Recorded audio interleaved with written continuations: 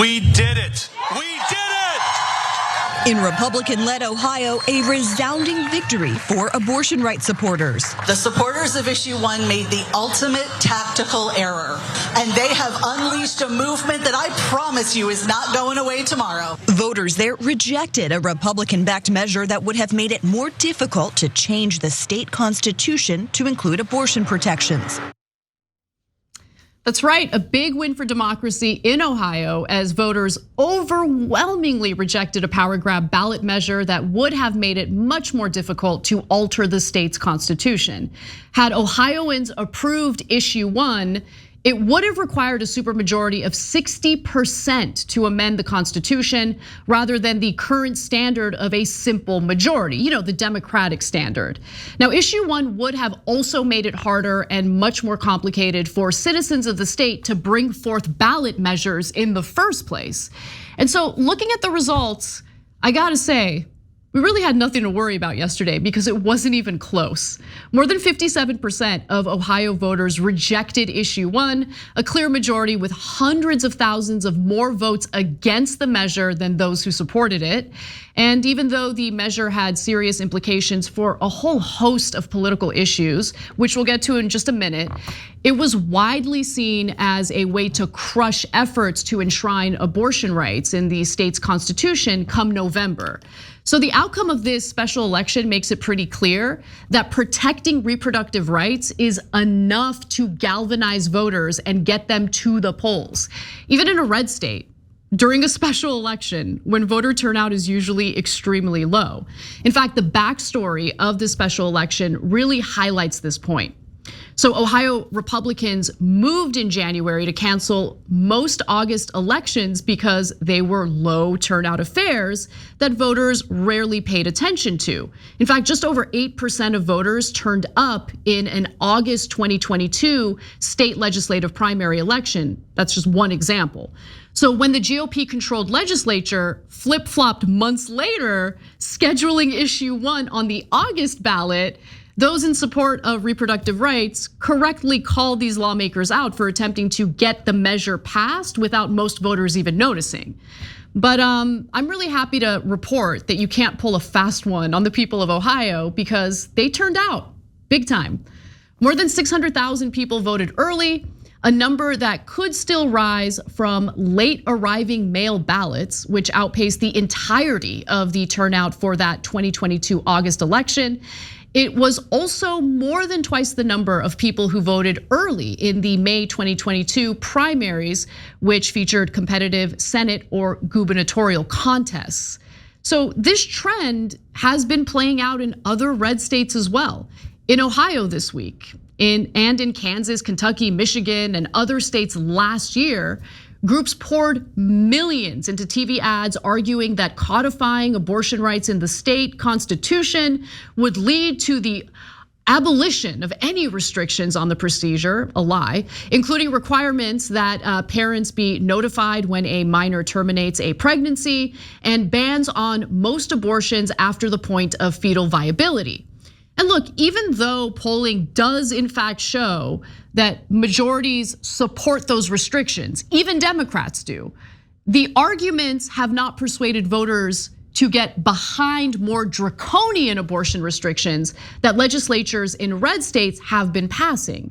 So Ashley All, who led the successful campaign to defeat an anti-choice ballot measure in Kansas, says that these abortion bans are actually backfiring on the GOP because people now see the real consequences of these bans.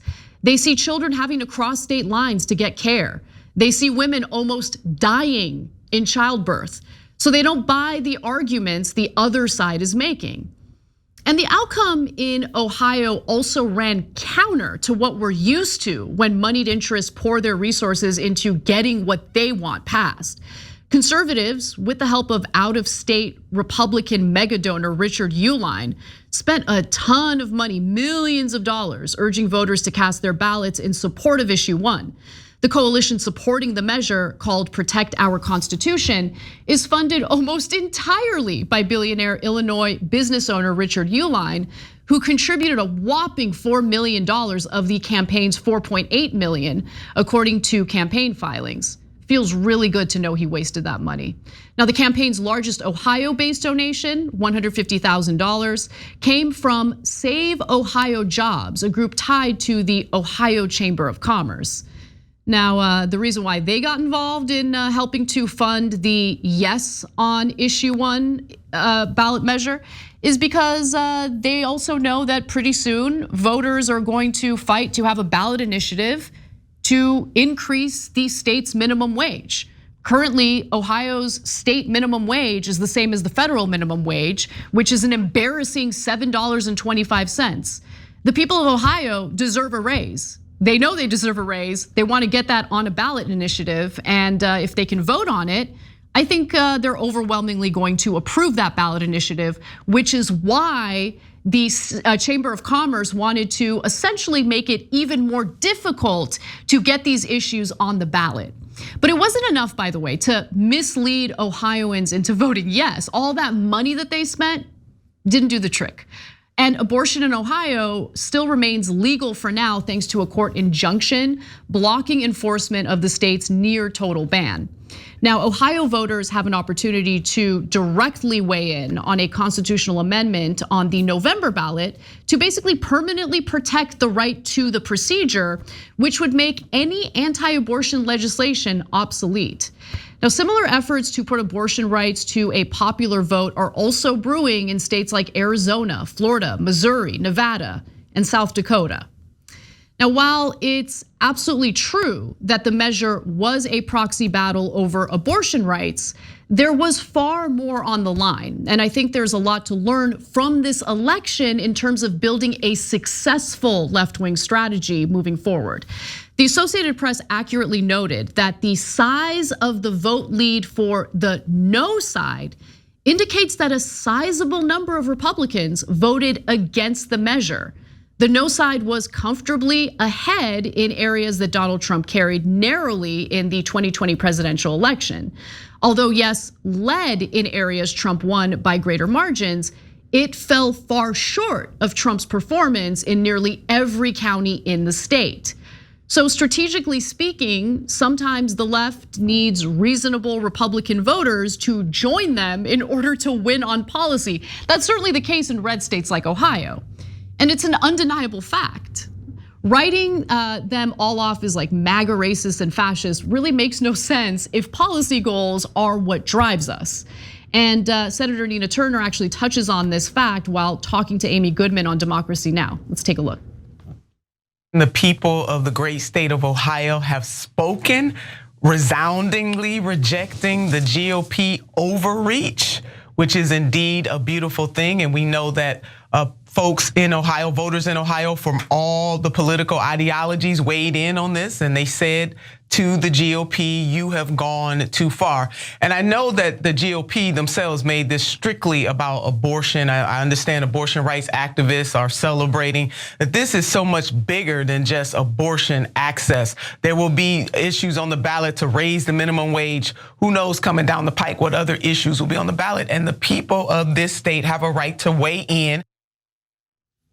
They sure do, and they sure have. Senator Turner is 100% correct. Just take a look at other red states where Democrats needed Republican voters to stand with them in rejecting GOP power grabs or passing ballot measures for a higher minimum wage.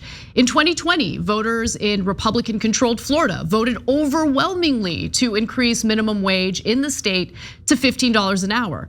Last year, voters in Kansas, another red state, rejected a proposed state constitutional amendment that would have said there was no right to an abortion in the state. Arkansas and South Dakota similarly rejected efforts to implement supermajority requirements for ballot initiatives. We have to find areas of common ground and work together where and when it makes sense. It doesn't always make sense, but sometimes it does. And to the Ohio Republicans who joined Democrats to make the right decision on issue 1, thank you for standing up for democracy and human rights. And I'm also happy to report that even Ann Coulter is pulling her hair out because Republicans, or the Republican Party, I should say, doesn't seem to get it. In fact, she's warning that by the time the GOP wakes up to reality of abortion politics, there will be no elected Republicans left.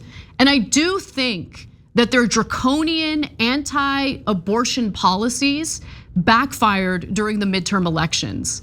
That is what allowed for the Democrats to maintain their slim majority in the Senate. In fact, they gained a Democratic senator after the midterm elections.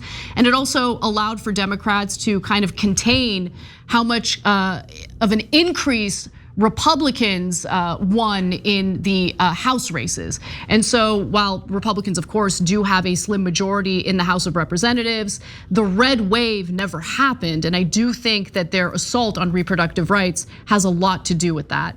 So great news out of Ohio. Really happy to share this news with you.